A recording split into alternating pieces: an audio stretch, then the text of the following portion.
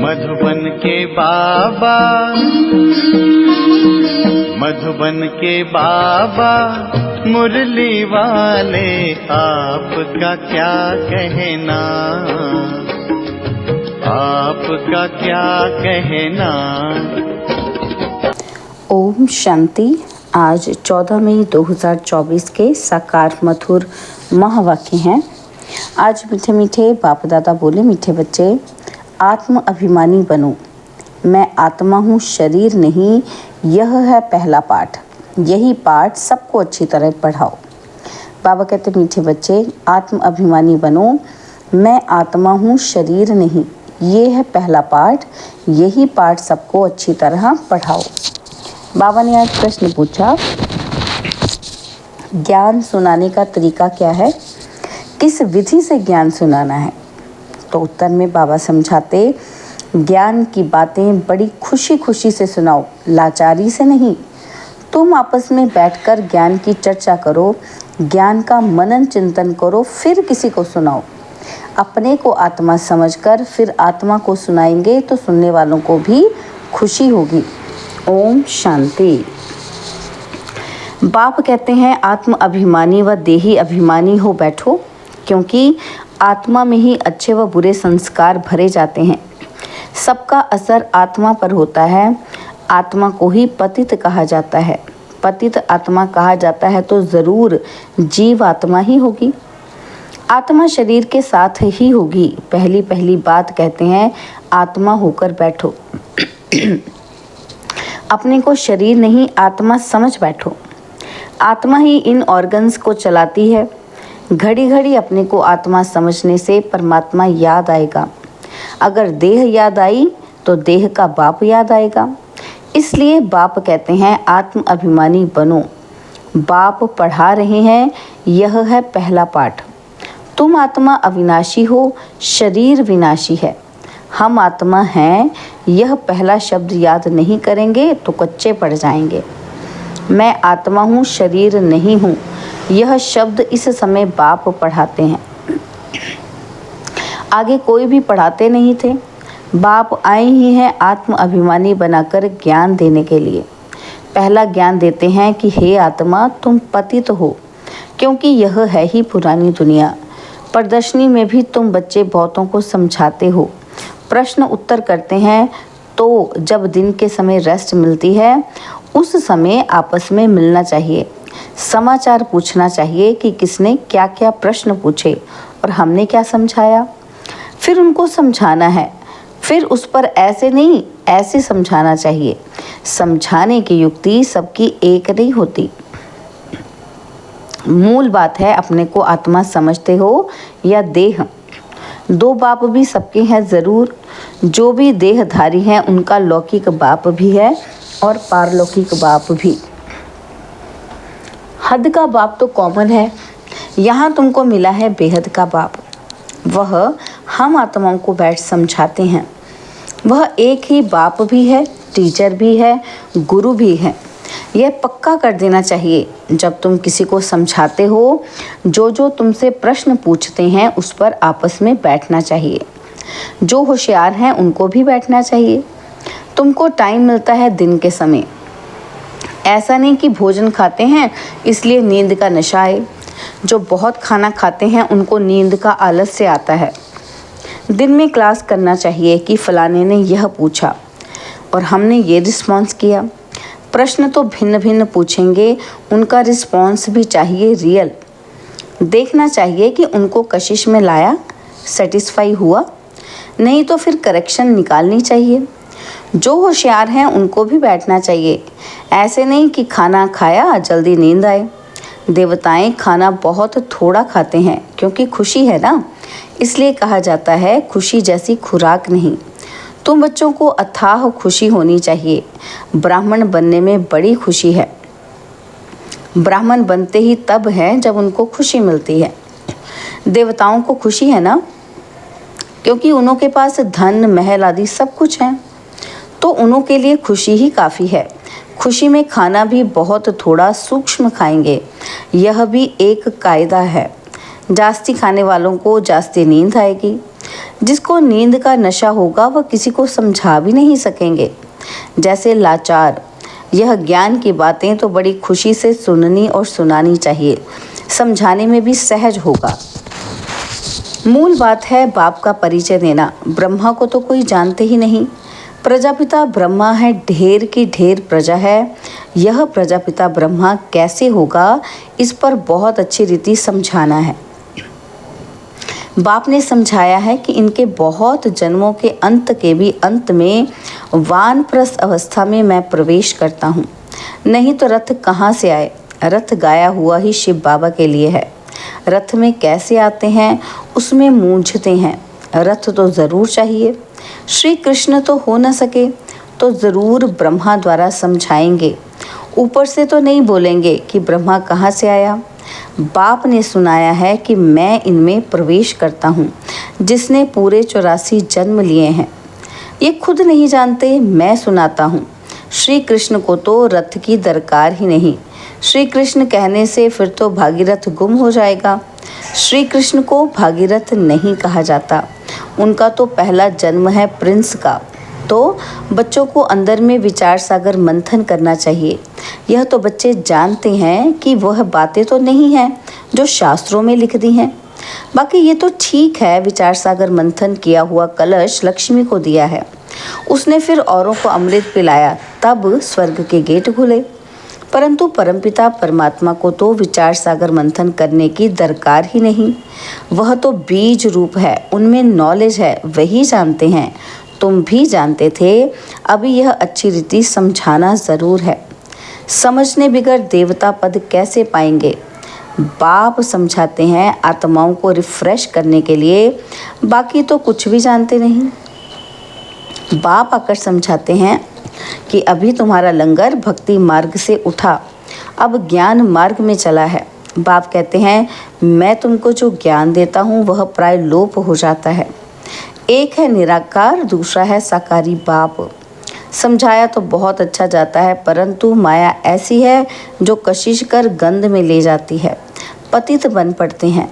बाप कहते हैं बच्चे, तुम काम चिता पर चढ़ एकदम कब्रिस्तान में आ गए हो, और फिर यहाँ ही परिस्तान होगा ज़रूर।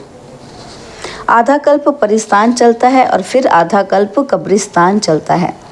अभी सब कब्र दाखिल होने हैं, सीढ़ी पर भी अच्छी रीति समझा सकते हो। यह है ही पतित राज्य, इनका विनाश ज़रूर होना है। इस धरनी पर अभी कब्रिस्तान है और फिर यह धरनी चेंज हो जाएगी, अर्थात आयरन एज से गोल्डन एज दुनिया होगी, और फिर दो कला कम होगी। तत्वों की भी कला कम होती जाती है तो फिर उपद्रव मचाते हैं। तुम सभी को अच्छी रीति समझाते हो, अगर नहीं समझते तो गोया कौड़ी मिसल है, कोई वैल्यू नहीं है। यह वैल्यू तो बाप बैठ बतलाते हैं। गाया भी जाता है हीरे जैसा जन्म। तुम भी पहले बाप को नहीं जानते थे, तुम कौड़ी जैसे थे। अभी बाप आकर हीरे जैसा बनाते हैं। बाप से ही हीरे जैसा जन्म मिलता है, फिर कौड़ी जैसे क्यों बन पड़ते हो। तुम ईश्वरीय संतान हो ना। गायन भी है कि आत्माएं परमात्मा अलग रहे बहुकाल। जब वहाँ शांति धाम में है तो उस मिलन में कोई फायदा नहीं होता। वह तो सिर्फ पवित्रता व शांति का स्थान है। यहाँ तो तुम जीव आत्माएं हो और परमात्मा बाप उनको अपना शरीर नहीं है। वह शरीर धारण कर तुम बच्चों को पढ़ाते हैं। तुम बाप को जानते हो और कहते हो बाबा। बाप कहेंगे ओ बेटे। लौकिक बाप भी कहेगा ना, हे बाल बच्चे आओ तो तुमको टोली खिलाऊं, झट सब भागेंगे। यह बाप भी कहते हैं कि बच्चे आओ तो तुमको बैकुंठ का मालिक बनाऊं, तो ज़रूर सब भागेंगे। पुकारते भी हैं कि हम पतितों को पावन बनाकर पावन दुनिया विश्व का मालिक बनाने आओ। अब निश्चय है तो मानना चाहिए। बुलाया भी बच्चों ने है, हम आते भी बच्चों के लिए हैं। बच्चों को ही कहते हैं कि तुमने बुलाया है, अब मैं आया हूँ। पतित पावन भी बाप को ही कहते हैं ना। गंगा आदि के पानी से तुम पावन बन नहीं सकते। आधा कल्प तुम भूल में चले जाते हो, भगवान को ढूंढते हो, परंतु किसी को भी समझ में नहीं आता है। बाप कहते हैं हे बच्चों, तो बच्चों का भी उस उल्लास से निकलना चाहिए। हे बाबा, परंतु इतना उल्लास से निकलता नहीं है। इसको देह अभिमान कहा जाता है, ना कि देही अभिमानी। तुम अभी बाप के सम्मुख बैठे हो। बेहद के बाप को याद करने से बेहद की बादशाही भी ज़रूर याद आएगी। ऐसे बाप को कितना प्यार से रिस्पॉन्स करना चाहिए।